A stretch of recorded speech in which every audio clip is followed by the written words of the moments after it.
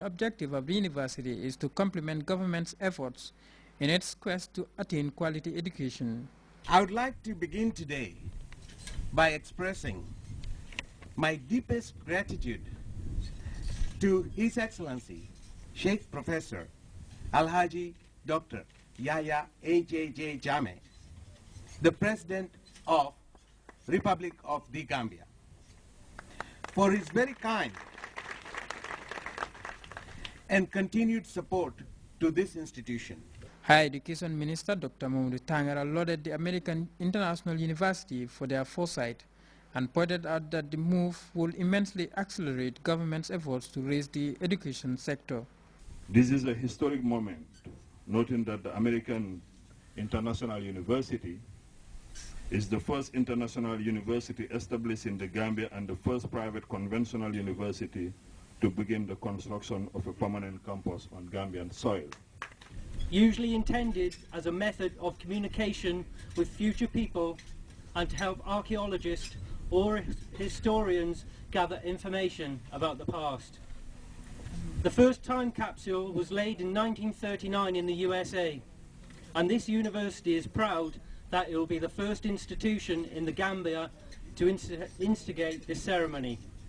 At the climax of the event, Dr. Mamadou Tangara officially presided over the laying of the foundation stone for the multi-million-dollar university project under construction. For Grts News, this is Babukar Senghor.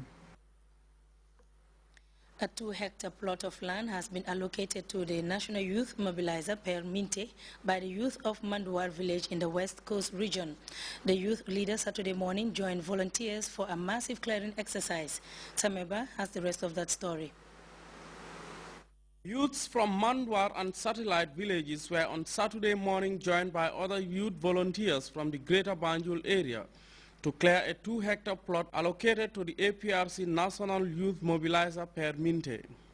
Responding to the Gambian leaders' back to the land call, the Green Offensive continues to intensify among the young people. And in the West Coast region, the food self-sufficiency crusade takes more than one dimension. His Excellency the President has been calling on the youths to go back to the land. For us to be, like I said, self-sufficient and financially, economically strong.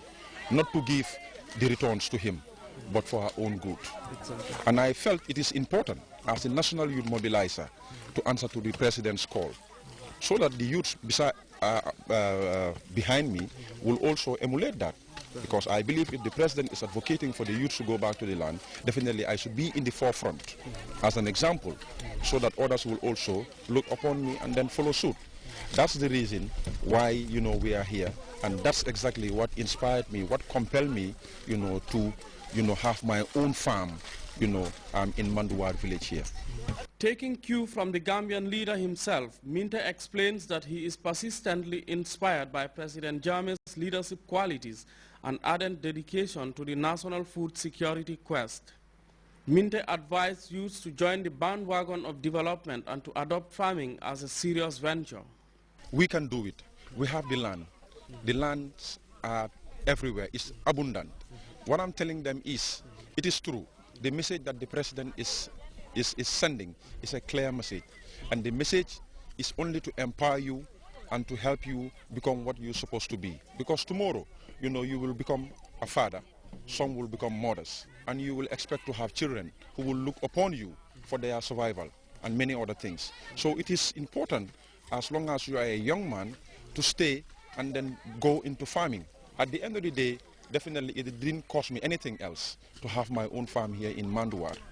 Lamin Kamara and Lamin Jaju, Divisional Youth Mobilizer of the KMC and Ward Councillor of Marakisa respectively, explained how the initiative was conceived. We all want to heed to the call of the President, His Excellency Professor Alhaji Dr. Yahya A.J.J. Jammeh, first of all. And second, we also want to follow the footsteps of our leader, who is also the National Youth Mobilizer, Per Minte, who is also #1 advocate of President's call. Therefore, when Per spoke to me about land, I said, Per, I will be the first to be on the land there. You'll find me there. I'll go and provide a land where all of us will work, including even some of my youth from KM and Manduar. First of all, before I come up with anything, I think I have to commend the Manekunda family, because this is the second of its kind they are doing to the nation. Because piece of land. Yes, because they've started with His Excellency Chief Professor Alhaji Dr. Yahya AJJ Jammeh, whereby some 2-3 years back, a plot of land was allocated to him and is still there. The Alcalo of Mandwar commended the youth for their engagement in development endeavors, whilst disclosing plans to further allocate space for those looking to venture into agriculture.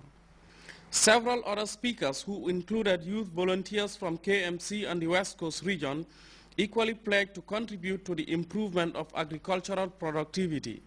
And there could be no better instance for this move, as the heavens prepare to open up, ushering yet another cropping season.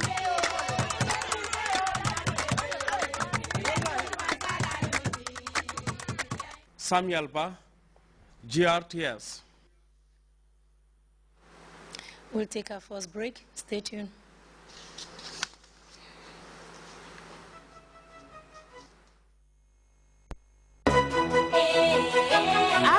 Ghana's leading ICT company, assemblers of mobile phones and computers, is now in the Gambia too. We are happy to bring our services to the people of Gambia and look forward to lasting relationship with the state and its people. Come choose from RG's range of phones and computers and enjoy delightful after-sale service and the confidence of warranties that will keep your devices good as new. Visit RG at 62 Caraba Avenue, Circular KSMD, opposite the Pipeline Mass, or check out rlggambia.com for more information. RLG, proudly yours. Welcome back, and now to the international scene. The Syrian government's own heavy-handed conquest of the town of Qusair with the help of Hezbollah fighters from Lebanon is one of the main reasons given for the new rush to support the rebels seeking to unseat Bashar al-Assad. CNN's Frederick Plantgen recently traveled to the embattled town to assess the level of destruction. Driving into Qusair, it's clear just how fierce the battles here must have been. The local church badly damaged, just like the historic mosque, and Qusair's main landmark, the iconic clock tower. Almost all residents fled during the fighting. Only a few are now coming back. George, who would only give us his first name, fled when Qusair was in opposition hands. Of course we want to keep living here, he says. We are trying to get help from the government so that we can make this town worth living in again. Qusair was held by the opposition for more than a year. It's close to the Lebanese border and became a strategic hub for the flow of weapons to rebel forces in central Syria. Regime forces backed by Hezbollah fighters launched an offensive on the town and retook it earlier this month, but the cost was immense. It's really hard to see how anyone could claim victory here in Qusair. Look at these houses. Look how badly damaged they've been due to the fighting. There's sort of a rough cleanup operation going on in town, but it seems to us as though many of the structures here in Qusair have been damaged beyond repair. In a rare TV interview, a Syrian military commander shows me how pro-Assad forces captured the town. First, we surrounded the city, and then we attacked it from all sides, he says. And of course, we killed a lot of them, and there were a lot of wounded. The rest of them ran away through the valleys and the mountains, mostly to Lebanon. And now we can announce that Qusair and its suburbs are totally cleansed of Islamist fighters. Totally cleansed and totally destroyed. Qusair also highlights the increasingly sectarian nature of the Syria conflict.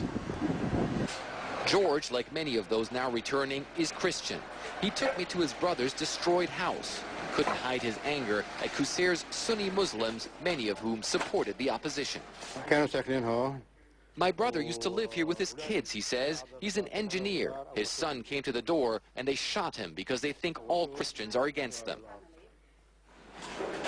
George says he's willing to forgive, but after so much bloodshed, it seems hard to imagine that Qusair will ever return to what it used to be. A quiet town on the Lebanese border where religious affiliation did not matter. Fred Pleitkin, CNN, Qusair, Syria. In hiding and in deeper trouble, the U.S. intelligence contractor accused of leaking government surveillance programs is now facing espionage charges, among